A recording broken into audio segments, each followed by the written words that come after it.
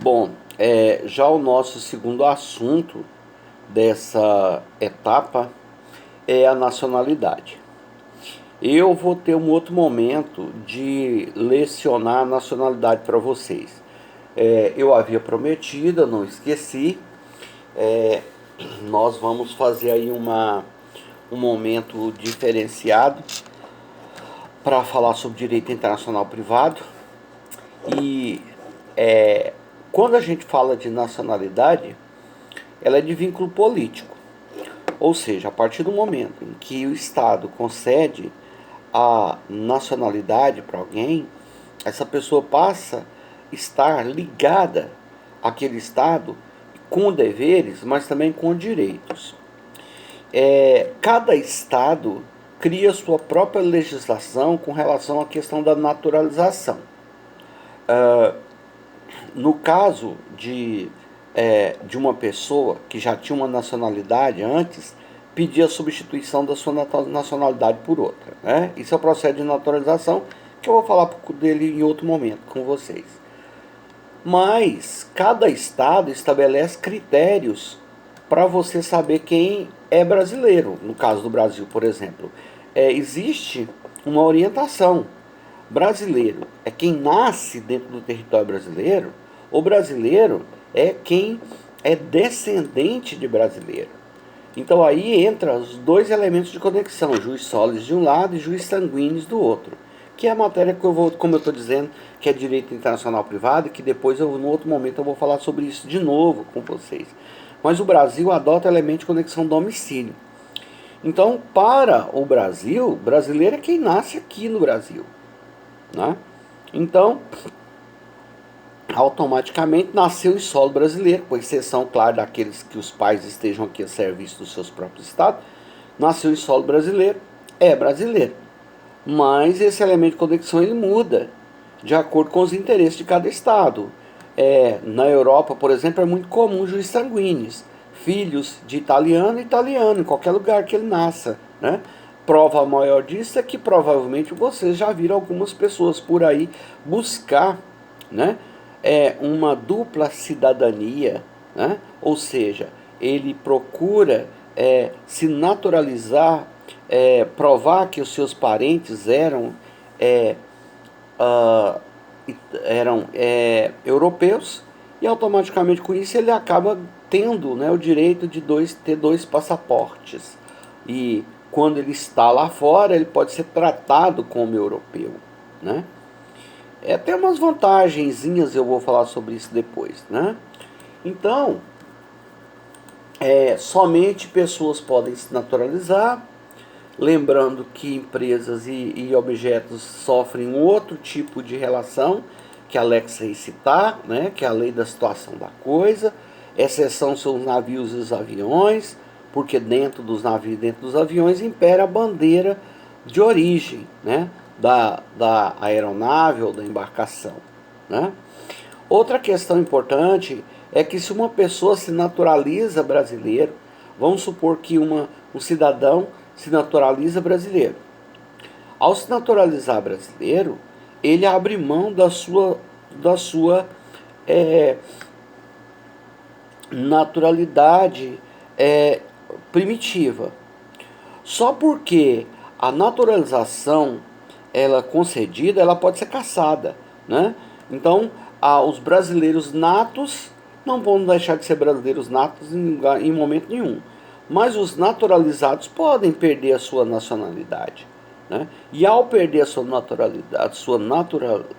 naturalização, a sua naturalidade, obrigatoriamente o estado de onde ele veio vai ter que recebê-lo de volta. Não se permite que alguém fique sem um tipo de nacionalidade, né? Que seria os apátridas, são aqueles que não possuem nenhum tipo de naturalidade. Já aconteceu alguns casos, né? E é por isso que o Brasil, que os estados se preocupam tanto com isso. Né? E o estado não pode expulsar os seus filhos. Né? Eu vou citar aqui um caso para você entender melhor o que acontece. O Irã é uma teocracia, assim como a Arábia Saudita, o Irã também é uma teocracia.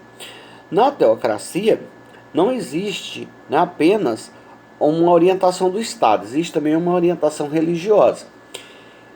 Uma pessoa que nasce muçulmana, ela não pode deixar de ser muçulmana. Existem as comunidades, as poucas comunidades dentro do Irã, existem comunidades de armênios, existem comunidades de judeus, existem comunidades de cristãos. Mas a lógica do Estado é que essas pessoas não podem, né, devem manter, o Estado respeita esse poderio da decisão dessas pequenas sociedades, mas essas pessoas não podem tentar converter outras, né? Porque senão seria o que eles chamam de apostasia. E no meio dessas pessoas, um iraniano se converteu ao cristianismo. Ele se converteu ao cristianismo e é da partir daí ele passa então a fazer reuniões discreta, mas é reunião de crente, né? E reunião de crente de inscrição geralmente não casa muito bem, né? E ele então fazia ali algumas reuniões na casa dele, até que uma pessoa que foi na reunião o denunciou. E o Estado então o prendeu. O Estado prendeu, pressionou para ele deixar a religião, ele disse que não ia deixar, o Estado disse que ia pena de morte, né? E no final das contas, outros países entraram no meio, pediram, enfim, num determinado momento ele foi solto da cadeia. Mas, e na esperança do governo iraniano, a esperança do governo é que ele fosse embora, né? E a gente solta ele da cadeia, ele está assustado, né? E ele vai pedir asilo político em algum país, vai se picar e vai deixar a gente em paz, né? Mas ele não fez. Ele não saiu, não pediu asilo político. Então, obviamente, que o Estado não pode botar ele para fora, né? Você tem um filho, você criou um filho, ele ficou um adolescente insuportável, você não pode pegar esse adolescente e jogar ele no meio da rua, né? Isso é fato. Então, quer dizer, o Estado não pode, pura e simplesmente, mandar o filho embora, né? Banir o filho dentro do seu território, né? Então, sempre, né, o Estado precisa, né, acolher os seus.